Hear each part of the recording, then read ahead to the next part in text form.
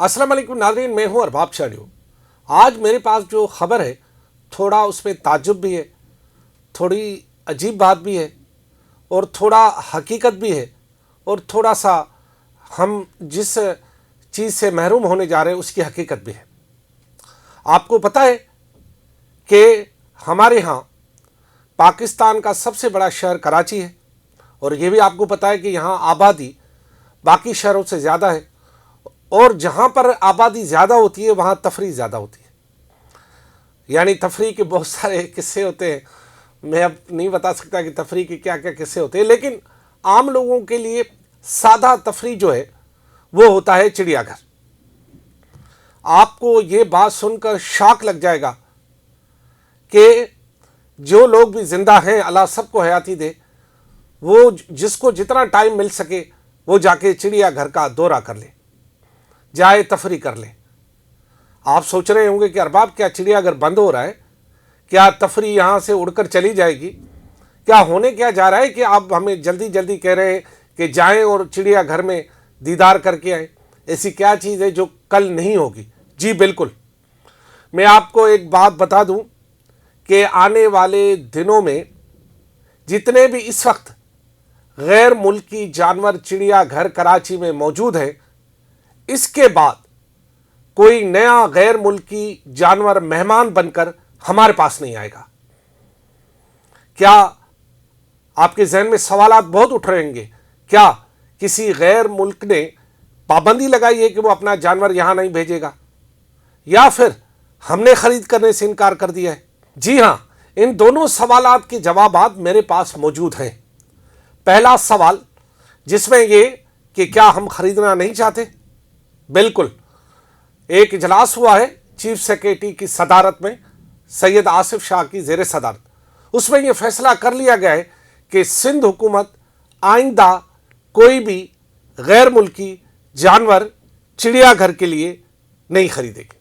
अब अगर आपको दीदार करना होगा किसी भी गैर मुल्की जानवर का, या तो प्राइवेट फार्म हाउस में जाएं या उन बंगलों में जाएं जहां गैर मुल्की जानवर कानूनी या गैर कानूनी तौर पर इस वक्त मौजूद हैं।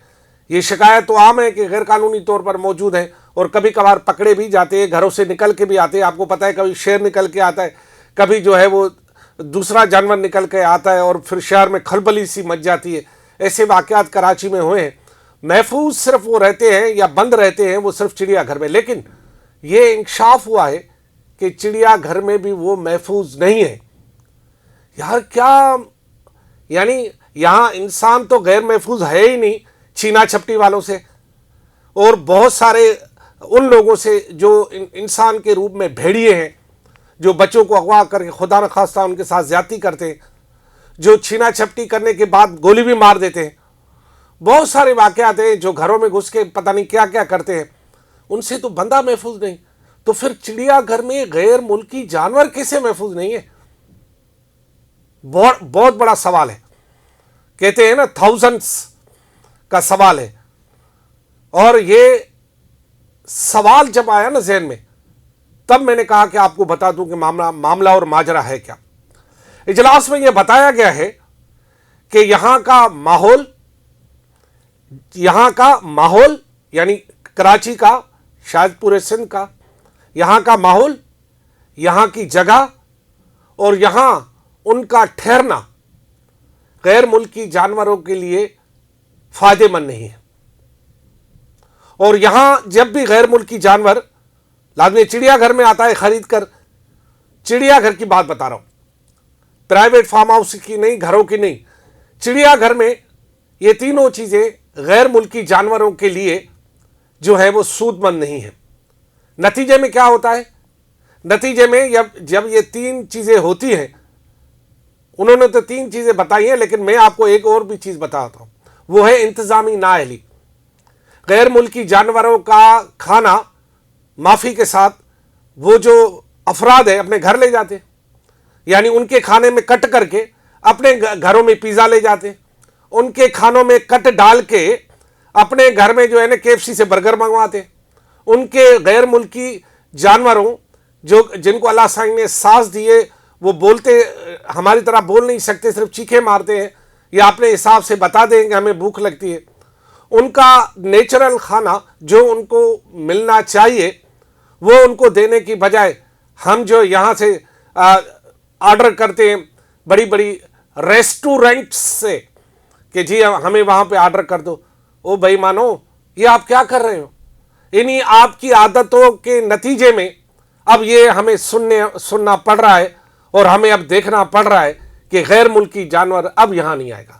سندھ حکومت نے فیصلہ کیا ہے کہ غیر ملکی جانوروں کو چڑیا گھر کے لیے خرید نہیں کریں گے، مفت میں تو وہ آئیں گے نہیں، ہماری کون سی اچھی صورت ہے وہ ہمیں دیکھنے آئیں گے بھائی؟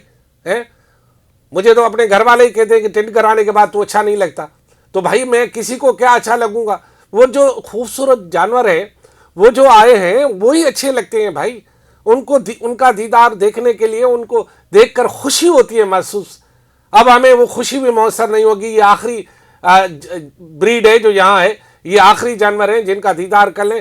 جب یہ اللہ نہ کرے لازمی جانا تو رب کے پاس ہر کسی کو ہے، موت برحق ہے، یہ یہاں سے جائیں گے یا چلے جائیں گے اوپر، تو اس کے بعد آپ کو غیر ملکی جانوروں کو دیکھنے کے لیے لاہور، اسلام آباد، کسی اور شہر جانا پڑے گا۔ اب اس کا ٹکٹ اتنا مہنگا ہے، ریل میں جاؤ، بس میں جاؤ یا جہاز میں جاؤ، اب اس کے لیے یا تو آپ کوئی شادی بیاہ میں جائیں تو پھر اپنے بچوں کو وہاں لے کے جائیں، نہیں آئیں گے۔ کیوں؟ یہ کیوں ہوا؟ کیا بھائی جب پرائیویٹ فارم ہاؤس میں جگہ سازگار ہے وہاں وہ رہ سکتے ہیں تو چڑیا گھر میں کیوں نہیں ماحول؟ کیوں یہاں کیوں بیمار ہوتے ہیں جانور؟ یہاں تناؤ کیوں پیدا ہوتا ہے ان میں؟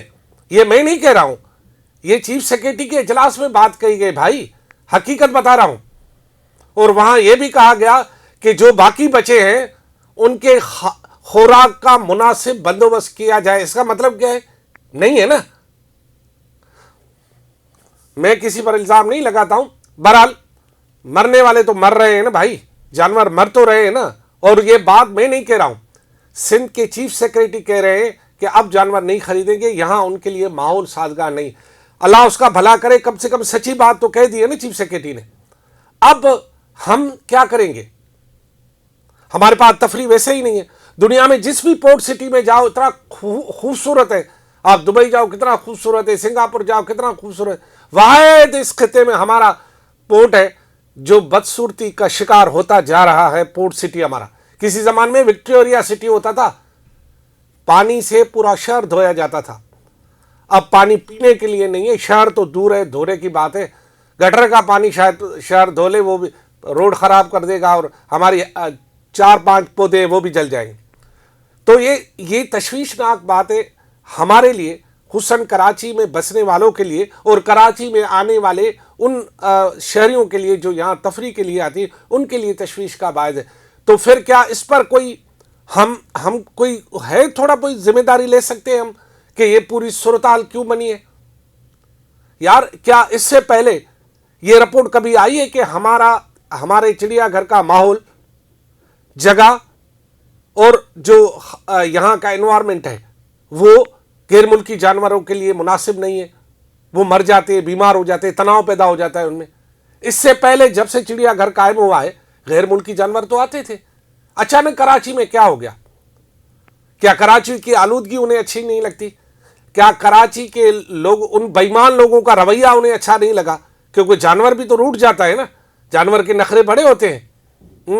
ہمارے تو کچھ بھی نہیں ہے بھائی، ان کے بڑے نخرے ہوتے ہیں، انہیں بڑے پیار محبت سے پالنا پڑتا ہے۔ جو جانور پال رہے ہیں نا ان سے پوچھیں کتنی نزاکت سے انہیں پالتے ہیں، اور ان کی خوراک بڑی اچھی ہوتی ہے۔